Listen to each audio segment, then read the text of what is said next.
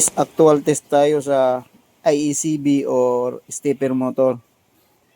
So para makita natin kung gumagana ba talaga ng maayos itong IECB or stepper motor. So ganyan ko yung kamay ko dito, yung daliri ko. Medyo lang i-press konti.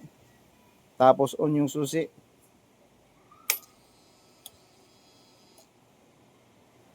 Off. On.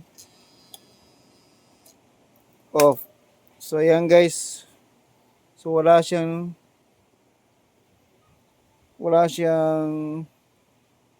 yung kamay ko naka-steady lang, hindi naman lang inangat. So walang force. Dapat aangat siya. So tanggalin ko yung kamay ko. Gagalaw ba? So ayan. So gumalaw na naman. So ayan. So pag diniinan ko siya,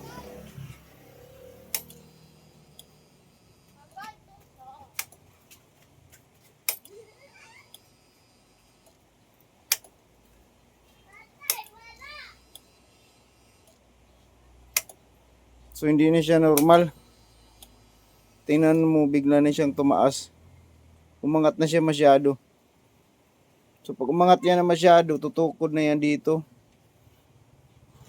Didiin na yan. So umangat siya masyado pero hindi siya bumalik. So pag ganito yung sistema niya, yung sitwasyon niya, nakadiin na to doon sa butas. So dapat bababa to.